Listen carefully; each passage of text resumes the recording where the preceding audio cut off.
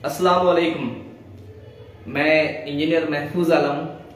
आज मैं आप लोगों को एएमयू किशनगंज से जुड़े हुए मसाइल के बारे में बताना चाहूँगा कि आखिर मौजूदा हालात क्या है। आज सीमांचल के युवा एएमयू किशनगंज के फंड रिलीज को लेके इतनी ज्यादा परेशान क्यों हैं और डिजिटल मुहिम जो चलाया गया है आखिर उसमें क्या परेशानियां हैं। हिस्ट्री ये है कि 2007-8 में जब हमारे उस वक्त के साबिक एमपी तस्लीमुद्दीन साहब थे, उस वक्त के एमपी तस्लीमुद्दीन साहब, उसके वक्त में एएमयू किशनगंज के बारे में चर्चाएं शुरू हुई थी। हम लोग उस वक्त पढ़ाई करते थे, स्टूडेंट हुआ करते थे और उन्होंने कहा था कि एएमयू किशनगंज होगा, आप लोग जो है सब कोई आगे आइए। और उसी वक्त हम लोग एएमयू कोर्ट अलीगढ़ मुस्लिम यूनिवर्सिटी गए थे, बहुत सारे लोग अपने से चंदा इकट्ठा करके, और एएमयू किशनगंज में लाने के लिए जो है हम लोग वहां पे बाकायदा पैरवी किए थे, एप्लीकेशन दायर किए थे और अल्हम्दुलिल्लाह वहां से जो है ये कारवां शुरू हुआ था। फिर 2009 में हमारे मरहूम मौलाना असररुल हक कासमी साहब एमपी बने, अल्लाह उनको जन्नत दे, और ऑब्वियसली जनाब तस्लीमुद्दीन साहब को भी जन्नत दे। उन्होंने भी बहुत सारा कारनामा किया है हमारे इलाके के लिए और बहुत कुछ किया है, बहुत कुछ दिए भी हैं हमें। तो वो एमपी बने और फिर हमारी ये लड़ाई और ज्यादा बढ़ गई। हम लोग दिन रात जामिया के जितने भी स्टूडेंट वो सभी एक ग्रुप बना करके, उसका नाम हम लोग उस वक्त एएमयूसीसी अलीगढ़ मुस्लिम यूनिवर्सिटी कोऑर्डिनेशन कमेटी दिए थे, जितने भी जामिया के उस वक्त के स्टूडेंट थे और जो भी अलीगढ़ मुस्लिम यूनिवर्सिटी के स्टूडेंट थे, खास करके किशनगंज, पूर्णिया, कटिहार, अररिया से ताल्लुक रखते थे, वो भी उसका हिस्सा थे। तो वो लड़ाई बहुत दिन चली और 2011 में 30 दिसंबर 2011 में अंततः हम लोगों को कामयाबी मिली। एक बहुत बड़ा, उससे पहले यहाँ पे जो है एक बहुत बड़ा धरना हुआ था जो किशनगंज एजुकेशन मूवमेंट के बैनर तले हुआ था और हम लोग भी दिल्ली से, एएमयूसीसी के लोग भी दिल्ली से जो है उस धरना में शरीक होने के लिए हम लोग आए थे और वो बहुत बड़ा धरना था। रेल स्ट्राइक हुआ था, रोड रोका गया था, हर पार्टी के लोग जुड़े थे। एक बहुत ही अच्छा माहौल था किशनगंज के लिए कि क्या ये दल और वो दल, हर एक दल के लोग उस धरना में जुड़े थे। बिहार सरकार जो है मान गई थी और उस वक्त के एजुकेशन मिनिस्टर जनाब पीके शाही साहब थे, उन्होंने खास करके मुझसे बहुत अच्छी ताल्लुकात थी उनकी और उन्होंने कहा था कि चलो तुम क्या कहते हैं अलीगढ़ मुस्लिम यूनिवर्सिटी के वाइस चांसलर को इन्फॉर्म करो कि 30 दिसंबर 2011 को तुम्हारे यहाँ जमीन ट्रांसफर होगा। और अल्हम्दुलिल्लाह उस डेट पे जमीन ट्रांसफर हुआ। 224 एकड़ 224.02 एकड़ जमीन उस दिन अलीगढ़ मुस्लिम यूनिवर्सिटी को किशनगंज के सरजमीन से ट्रांसफर हुआ और उस रात हम लोगों ने एक बड़ी जश्न भी मनाई थी, शायद आप लोगों को याद होगा। फिर लगभग 11 महीना बीत गए। उस वक्त यूपीए 2 की सरकार चल रही थी, यूपीए 2, और हम लोग फिर से हमारी फाइट कंटिन्यू रही। हम लोग रामलीला मैदान गए, वहां एक बड़ा झंडा लेकर के, आप लोग कई बार फोटोज भी देखे होंगे। और 2012 में अंततः जो है विजिटर्स अप्रूवल मींस प्रेसिडेंट का अप्रूवल, जो यूनिवर्सिटी ग्रांट के लिए बहुत जरूरी होता है कि हाँ आज से ये यूनिवर्सिटी एग्जिस्टेंस में आ गया। तो 6 नवंबर 2012 को विजिटर्स अप्रूवल मिला कि यूनिवर्सिटी बनेगा अब किशनगंज में। फिर सोनिया गांधी आई किशनगंज, उन्होंने इनॉग्रेशन किया, वो सब कुछ आप लोग जानते हैं। और 2014 में 136.82 करोड़ रुपए, मतलब 136 करोड़ 82 लाख रुपए as a fund AMU Kishanganj को अलोकेट किया गया। ये कब किया गया? 2014 में किया गया। तो टाइम कितना, डिस्टेंस कितना हुआ? 3 साल लगभग यूपीए गवर्नमेंट ने ही सिर्फ फंड अलोकेट करने के लिए लगा दिया और तब जाके 10 करोड़ का फंड उन्होंने रिलीज किया। इसको दिया, एएमयू को दिया कि ये 10 करोड़ का फंड जो है आपको इस अलोकेटेड 136 करोड़ फंड से 10 करोड़ का फंड आपको दे रहे हैं। 10 करोड़ का फंड दिया गया और मैंने जब एएमयू की रिपोर्ट जो 2016 में उन्होंने पब्लिश किया था एएमयू किशनगंज के लिए, उनमें कहा गया था कि 8.59 करोड़ रुपए 2016 तक उन्होंने खर्च किया था। जो 10 करोड़ रुपए अलोकेट किए गए थे एएमयू को, उनमें से 8 करोड़ 59 लाख रुपीस जो है 2016 तक एएमयू ने खर्च किया था एएमयू किशनगंज के लिए।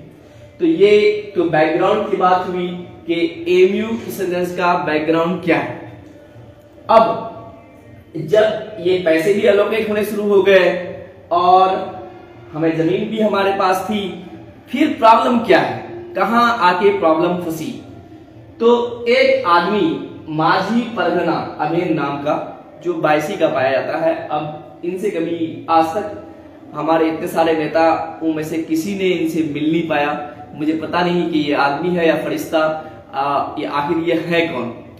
तो ये माझी परगना नाम से एक आदमी है जो बायसी का रहने वाला है। उनको पता नहीं कहां से सपने में आया या कहां से आया कि जो एएमयू किशनगंज है, इनको जो जमीन अलोकेट की गई है 224 एकड़, ये 224 एकड़ जमीन महानंदा नदी के किनारे है। बल्कि महानंदा उसके रिवर बेड पे है, मतलब जहां रिवर बेड का मतलब ये हो गया जिससे नदी फ्लो करती है वहां पे है, जिससे नदी फ्लो करती है वहां पे है। और उसके फ्लड प्लेन्स में पाया जाता है। फ्लड प्लेन मतलब कि जब नदी में बाढ़ आती है तो हल्का सा पानी जो है उस प्लेन में जाती है। तो इसका मतलब है कि वो जस्ट महानंदा का किनारा ही है, वो कोई और नहीं बल्कि महानंदा का किनारा ही है। और उस प्लेस पे एएमयू जो है कोई भी कंस्ट्रक्शन नहीं कर सकता। अगर ऐसा है तो ऑब्वियसली नहीं कर सकता। तो उन्होंने वो गए एनजीटी के पास। एनजीटी के अलग अलग जोन्स हैं, तो हमारा जोन ईस्ट जोन है जो कोलकाता जिसका हेडक्वार्टर है, वहां गए और वहां पे उन्होंने केस दायर किया 2017 में। 2017 में केस दायर किया कि भाई आप जो है कंस्ट्रक्शन नहीं कर सकते। क्यों? इसलिए नहीं कर सकते क्योंकि जो लैंड आपको बिहार गवर्नमेंट ने दिया है that falls on river bed and flood plain of Mahananda river, flood plains of Mahananda river. और उसमें यह भी लिखा हुआ है मेजर पोर्शन मतलब कि ज्यादातर पोर्शन, मतलब कुछ पार्ट नहीं है, ज्यादातर पोर्शन। अब चलिए, अब मैं और दूसरा उसमें एक और बात कही गई थी कि एएमयू जो है वहां से उसी नदी से सैंड और पत्थर निकाल करके काम करते हैं। तो खैर वहां तो पत्थर है ही नहीं, कभी हम लोगों ने महानंदा में पत्थर देखा नहीं है, वो तो खैर गलत बात ही थी। और सैंड ऑब्वियसली महानंदा का सैंड कोई यूज नहीं करता, और खास करके एएमयू के काम के लिए क्यों यूज करेगा, जिसको किशनगंज के डीएम ने बाद में कहा था कि माइनिंग ऑफिसर से रिपोर्ट लेकर के कि नहीं ऐसी कोई बात नहीं है। लेकिन इसमें जो फर्स्ट हियरिंग हुआ था 21/7/2017 को, फर्स्ट हियरिंग जो एनजीटी में हुआ था, जो होना था माझी परगना और एएमयू के बीच में, उसमें बिहार गवर्नमेंट भी इन्वॉल्व था, उसमें वाटर रिसोर्स डिपार्टमेंट भी इन्वॉल्व था। क्यों था वो हम आगे बताएंगे। उसमें जो है कोई भी नहीं एएमयू के तरफ से, एएमयू किशनगंज की तरफ से कोई भी अवेलेबल नहीं था, और ना ही हमारे लीडर्स की तरफ से कोई अवेलेबल रहे। 21/7/2017 में फर्स्ट हियरिंग हुआ एनजीटी का, जिसमें कोई भी अवेलेबल नहीं था, न एएमयू की तरफ से, न किशनगंज अथॉरिटी की तरफ से, ना ही बिहार गवर्नमेंट की तरफ से, और ना ही हमारे किसी लीडर की तरफ से। अगर हमारे लीडर एक्टिव होते तो हमारे डिस्ट्रिक्ट मजिस्ट्रेट या एएमयू किशनगंज के जो भी अधिकारी थे उनको, या बिहार गवर्नमेंट में से किसी को भी एक्टिवेट करके वहां जरूर भेजते। तो खैर तब तो केस एक तरफा चल गया, और उन्होंने कहा कि भाई अब इन लोगों को नेक्स्ट जो हमारा हियरिंग होगा नेक्स्ट हियरिंग में इन लोगों को जो है अपना एफिडेविट देना है कि आखिर इन लोगों ने ऐसा क्यों किया, रिवर बेड में, महानंदा के रिवर बेड में और फ्लड प्लेन में जमीन एक्वायर करके उसमें कंस्ट्रक्शन करना क्यों शुरू किया, ये एनजीटी ने पूछा इन लोगों से, रेस्पोंडेंट नंबर 1, 2, 3 से, मतलब एएमयू किशनगंज से, बिहार गवर्नमेंट से और वाटर रिसोर्स डिपार्टमेंट से। तो अब आइए फिर जो है नेक्स्ट हियरिंग हुई 12/1/2018 को, सेकेंड हियरिंग हुई। उस दिन जो है डीएम किशनगंज ने एक एफिडेविट लिख करके कहा कि हाँ हम लोग जो है वॉल बना रहे थे, कंस्ट्रक्शन का काम कर रहे थे, इसलिए कर रहे थे कि एएमयू अलीगढ़ मुस्लिम यूनिवर्सिटी की अथॉरिटी ने हमसे मांगा है कि भाई जो हमें जमीन दिए हैं वो तो नदी के किनारे है, बाढ़ से कटवट न जाए, इसलिए जो है आप महानंदा के किनारे किनारे जो है एक वॉल बना दीजिए जहां तक जमीन पड़ता है। ऑब्वियसली बहुत लंबा चौड़ा महानंदा के किनारे नहीं पड़ता है जमीन, आप लोग देख सकते हैं, बस छोटा सा एरिया है, मुश्किल से ये समझिए कि 200-300 मीटर है, उस एरियाज में जो है वॉल बना रहे थे ताकि जो है उस जमीन में प्रॉब्लम ना आए। और वो भी कंस्ट्रक्शन ऑफ वॉल किसके तरफ से हो रहा था, वाटर रिसोर्स डिपार्टमेंट की तरफ से हो रहा था। ये किसने रिस्पॉन्ड किया, ये डीएम किशनगंज ने रिस्पॉन्ड किया। एएमयू अलीगढ़ मुस्लिम यूनिवर्सिटी उस दिन भी उसके कोई रिप्रेजेंटेटिव नहीं थे, वहां से कोई हाजिर नहीं थे। उन्होंने डीएम किशनगंज को ही कह दिया था कि भाई आपको जो करना है आप कीजिए, मतलब कि उनका अपना कोई एग्जिस्टेंस ही नहीं था कि भाई हमें कुछ करना भी है। इसका सीधा सीधा मतलब ये भी होता है कि जो हमारे यहाँ के रिप्रेजेंटेटिव हैं, जो हमारे यहाँ के नेता हैं, जो हमारे यहाँ के एमपीज एमएलए हैं, उन्होंने कभी एएमयू को अप्रोच ही नहीं किया, एएमयू के एडमिनिस्ट्रेशन को अप्रोच ही नहीं किया कि आखिर आप इस मामले में थोड़ा सा भी संज्ञान क्यों नहीं लेते हैं। तो खैर क्योंकि वो एएमयू में ऐसे ही बहुत सारे गुट्स हैं, कुछ लोग पहले से एएमयू बनाना चाह रहे थे, कुछ लोग नहीं बनाना चाह रहे थे। वो सारा मसला 2007 से हम लोग भुगत ही रहे थे कि भाई हर कोई एक जैसा नहीं था। तो उस दिन सिर्फ और सिर्फ डीएम किशनगंज ने रिस्पॉन्ड किया कि ये वाटर वर्क्स डिपार्टमेंट की तरफ से हो रहा था। और जब तक अब इस एनजीटी फैसला नहीं कर देता कि भाई क्या करना है, तब तक हम लोग अब काम को आगे नहीं बढ़ाएंगे, काम को रोक दिया गया है।